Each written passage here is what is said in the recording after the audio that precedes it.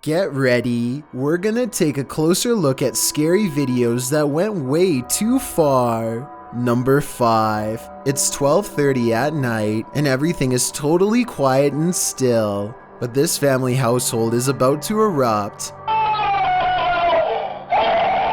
A concerned woman grabs her husband and together they begin to search their own home. They find nothing. As soon as the lights go off, it happens again. What do you think is going on? Would you be able to guess what's being done to you if you were them? If you thought it was a ghost, you're wrong. Someone has gained access to their webcam and is broadcasting loud noises to freak them out. It's a terrifying trend that has been happening for years, but has really been on the upswing again lately. One minute you are fast asleep, and the next moment it sounds like someone is losing their life in the next room over.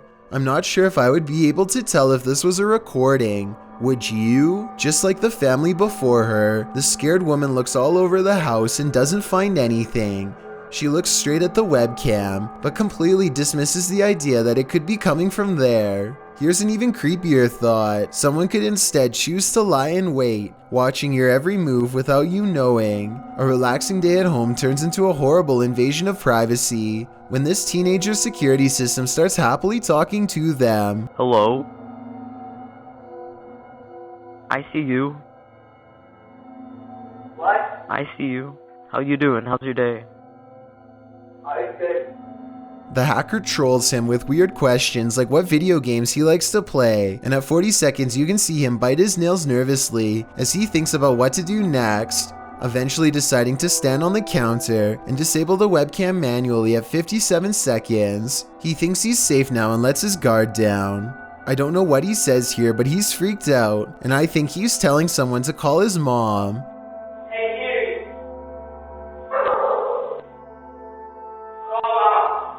As he runs through the hallway with his phone out, biting his nails some more, he forgot about the second security cam watching him. What's up, homie? I still see you.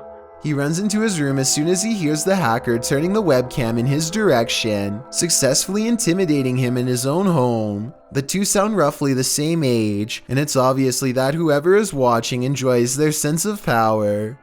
If this happened to me, I don't care how many times I reset the password, I would always feel like I was being watched and never truly safe again. And here, things are getting into way too far territory. I can only imagine what kind of issues this experience is going to do to her in the long run. You can hear the exact moment she becomes scared. It's definitely way too far. Hello there. He fills her head with confusion to make it worse. Her hands are already folded over her stomach with fear, and he doesn't care. Who is that? I'm your best friend. I'm Santa Claus.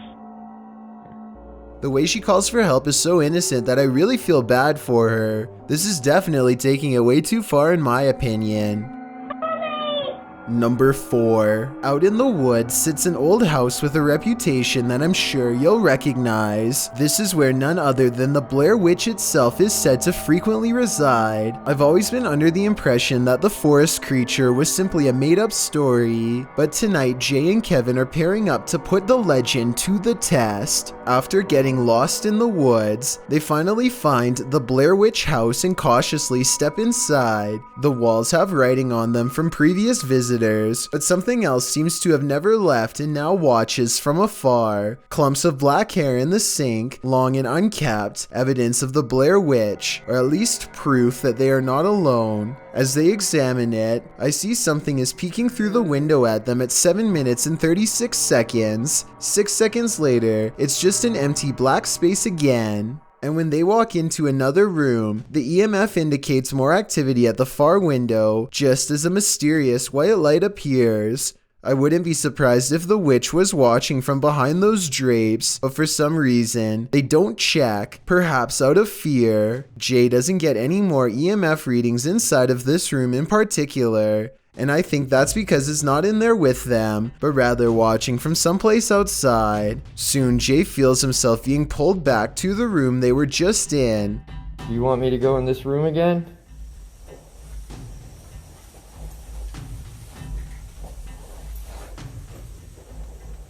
Make this meter go off if this is the room you want me in. Thank I have you. little doubt that Jay forms a true paranormal connection here because the timing is too perfect. Not to mention, it confirms its presence twice. So this is the room that we're supposed to be in? In this room is a large dirty window that is difficult to see out of. At precisely 11 minutes is when the outline of a tall woman is barely visible. So something definitely has happened in this room. Meanwhile, something guides Jay towards the closet where a traumatic event no doubt once occurred. Is this the closet that you told us about? Something in there is standing in front of him, a child who lost its life at the hands of the Blair Witch, who is showing Jay to the very same spot they lost their life at. Where'd you go? Whoa. And if you listen closely at 11 minutes and 47 seconds, you'll hear the ghost whisper "hey" right before the meter spikes as high as it can. Where'd you go? Whoa. Jay continues to receive flashing lights at exactly the right time. It's like he's really having a conversation. Make that meter go off if you want me to pull out the spirit box and talk to you. Yeah. Thank you. The EMF continues to pulse in a steady rhythm as Jay sets down the ground rules. No following him home, no possessions. You're not allowed to attach to us or follow us home though, okay? It glows more excitedly as he reaches to turn on the spirit box, and when he does, the spirit whispers this quick warning, followed by a mysterious black spirit orb that gives me a bad feeling. And when they ask the child what happened in the closet, Did something happen in that hallway closet?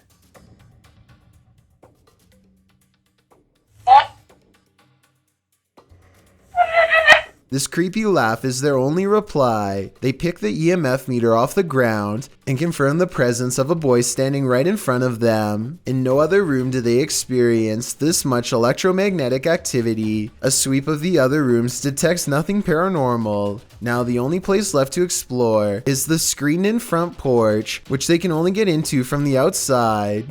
As they approach at 29 minutes and 44 seconds, you can see that nothing is in the front of the door, yet the bottom half of the door is mysteriously stuck shut. And when Kevin makes a comment as to why the door isn't opening, I don't know, all those... There's so much crud on these hinges that the door is not going to open for you. it suddenly opens effortlessly. What? That just... Yeah. Like, you witnessed that. Yeah.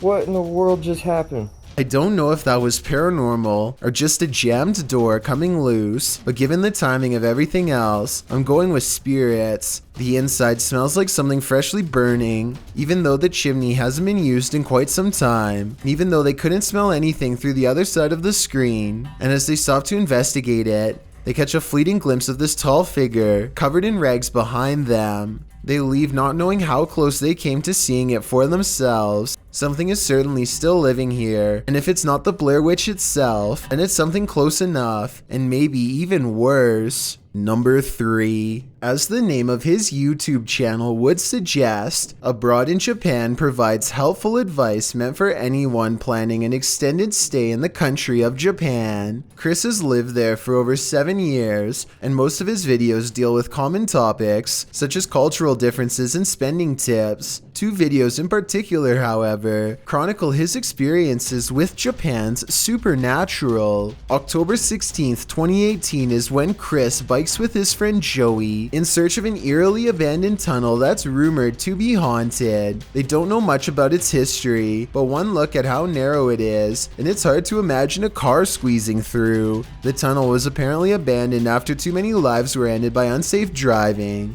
Now it lies on the side of the mountain, becoming more overgrown with each day. The first thing they notice is this strange human-like imprint on the wall, perhaps the spirit of someone who lost their life here. It's looking up towards the sky, and pale skin. Even the flowing sleeves of her dress are visible. It creeps them out and makes them want to get this over with so they can leave. As they are contemplating what all of this means, their camera records even more evidence that something is nearby.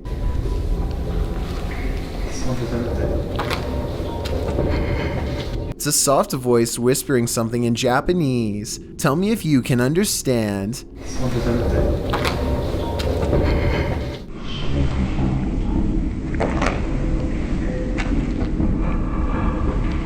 I think it's real because the voice echoes off the tunnel walls. The exit is only a short distance away, so there's no big dramatic dash to safety or anything like that. They are suitably freaked out by now, and when they go to leave, this mysterious third person, shadow figure to be precise, is waiting for them at the end. Oh, and there's one other odd discovery in the haunted tunnel that I forgot to mention. I don't even want to know what this mysterious device was used for. It looks like it goes around a wrist or on an ankle and doesn't come off. So as strange as this paranormal encounter was, it was only scary enough to teach Chris his lesson for a year or two. February 16th, 2020 is when Chris stayed in Japan's most haunted hotel, a place known only as the Ryakufuso Inn. This is where the spirit of a young boy has been roaming the wealthiest people in Japan for over 600 years. That's a long time to be a troublesome little ghost. And by now he's gotten pretty good at his job, so what Chris sees that night should come as no surprise.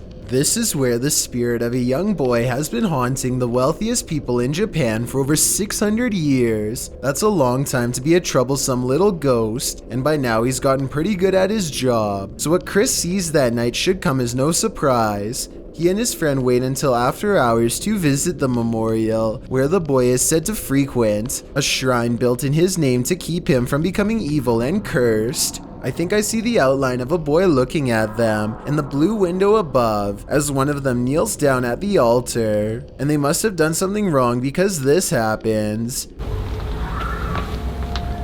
It's a bit creepy, isn't it? Not only does a child scream, but a face appears over his shoulder shortly afterwards. They go back to their hotel room afterwards and don't think much of it, but the next day, Chris's friend reports an encounter that really troubles him. It seems as if they could have been followed after all. Like, I couldn't move my body, and I heard someone, like, kind of standing on my chest, and then and he or she, whoever, touched my cheek. I'm not sure if this last part is a paranormal encounter or sleep paralysis, a condition in which people are unable to move and often think they see a shadow figure moving towards them. Number 2. April and Kevin of a YouTube channel called AK Explorations team up with some of their ghost hunting friends to take on the Florida Grand Opera House, a historic location established in 1884 that is rumored to have acquired quite a few spirits over the past 135 years. April stands behind the scenes and gazes upon a row after row of empty seats. She's busy taking in the sights when she captures this paranormal moment on camera. At 4 minutes and 48 seconds, a shadow figure walks between the red curtains on the other side of the opera. I was thinking that this could have just been the shadow of one of the other people she was with, except for 3 things. First, there's also a passing shadow on her side of the room at 4 minutes and 46 seconds. It happens next to her, in exactly 2 seconds before it happens again on the other side of the room. Second, there's a really weird noise before the shadow person appears. She kinda makes a sigh, but there's also like a shrieking noise or something at the same time.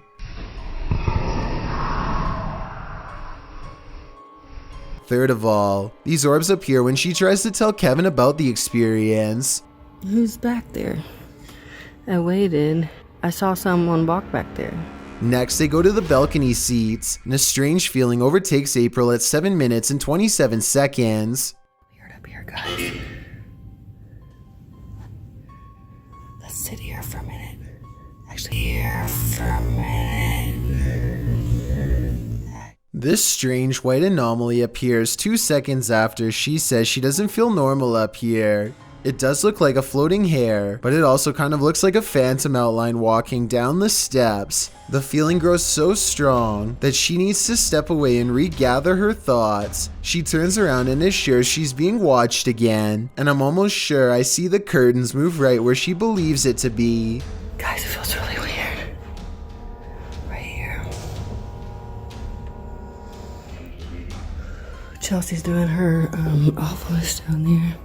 When AK Explorations aren't exploring fancy operas, they are usually busy investigating much less sophisticated haunts, like this chicken farm in the middle of nowhere. Eyes are on them from afar before they've even stepped foot inside. Hopefully those of a wild animal rather than a restless spirit. Though probably the latter based on what they soon encounter. Middle of the night by ourselves. April immediately feels watched as they enter the abandoned home. She turns around and her light barely manages to catch more eyes, along with whatever this is. Sorry, I heard something behind me. It's a different color than the surrounding green plants, and it looks much closer than anything else, possibly even on the porch with her. She doesn't notice and moves on. Inside, all of the windows are blacked out so that no light gets through. Though I don't know why anyone would choose to do this, and I was hoping you might have a reason for it. In the corner of the living room is a knotted rope surrounded by flies. I don't know what happened here, but I'm glad they didn't check to see what's inside the black garbage bag right next to the rope. Next, April and Kevin sweep over the house with a black light to see if there are any signs of a struggle. Sure enough, at 10 minutes and 33 seconds, they find a red stain on the bed that is not visible without their equipment. A second similar red stain is found on the mattress at 10 minutes and 42 seconds, so something happened here. A noise interrupts April right as she suspects someone could still be in here. Do you hear that?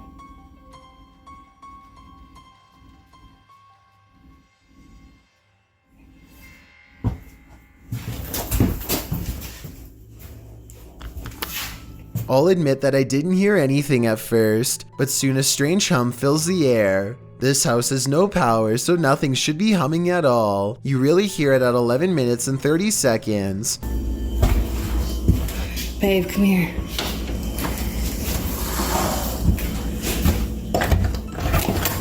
Oh, come here, let's go ahead. The noise guides them to one room in particular. Something in their mind tells them not to go any further. A sixth sense warning that danger is near. April reasons that the floor might not be able to support their weight, but I'm pretty sure they felt the presence of whatever this is. Is this just, you think it's safe to walk on? I don't know.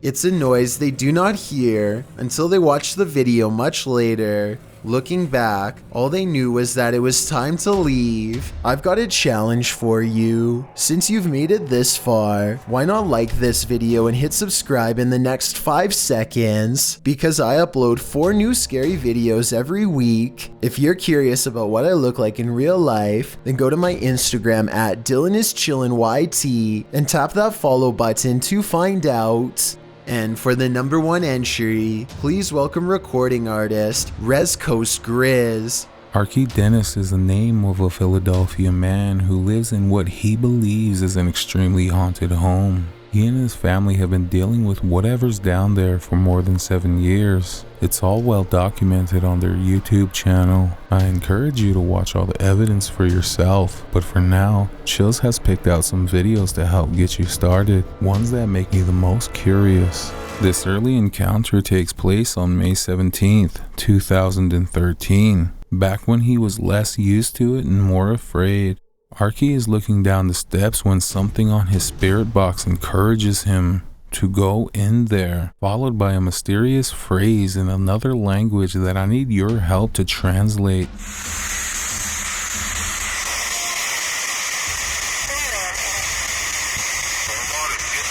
You are demon. You are a demon, Archie says down the steps. It sounds like a statement, but it's actually a question. Something he has always wanted to know. It never says anything back, but this time it does show a sign that yes, it is one indeed.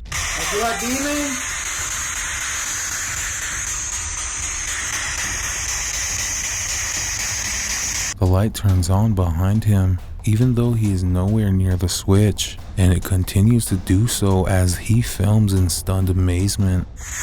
Who are you? Say your name. Suddenly, his cats rush up the steps like they are running away from something, though I suspect they could have been chasing each other. He crosses the room at 1 minute and 48 seconds. The lights seem to move on their own while an orb also comes close. It can't be him moving the lights because one hand is on the camera and the other is flipping the switch to no avail. I was thinking that maybe somebody was controlling the real light switch from the other room. But at 1 minute and 58 seconds, the light seems to glow even brighter than before. And he sounds noticeably upset as he steps away. Oh man. His fear has probably emboldened the spirit and things have gone way too far if you ask me. He should leave it by now, but day after day, Archie continues to ask the spirit if it was a demon whenever he thinks it's near, pestering it with the same question for weeks on end. Finally, on December 16th, 2014, it gives a clear response, and I'm talking more than a simple yes or no. Are you a demon? The way it answers in a full sentence exactly 5 seconds after being asked is all about the paranormal proof I need to conclude this is real. But I haven't even shown you the weirdest video yet. By October 12th of 2019, the spirit has moved out of the basement and seems fixated with his children. The EMF meter is relatively normal until it passes over his crib, and I think we might be seeing a possession in real time. 2.9 next to my baby. 3.7, 3.9, 4.0, 4.1, 4.2, 9. Oh man, this is incredible. And his newborn baby is not the only one affected. The spirit seems to hover around his daughter as well. The way it appears from behind, goes to the side, and then appears to admire her is going way too far if you ask me. I don't know why Archie hasn't moved out yet, but I suspect that he may be strangely obsessed with studying it, and at this point possibly even has become sentimental. Maybe it has gotten into his mind, much like it has his family, and convinced him to let it stay. This final CCTV video is when Archie gets all of the evidence that he needs. I don't know if this is editing or not, but one day he is organizing his closet when a shadow figure stands over him and makes him cower in fear. If this last video is real, which I think it could be given everything else that's happened, then I guess it proves talking to a demon for over 5 years is, in fact, going way too far. Live TV can be scary when something goes wrong. The ratings go up, but so does the fear.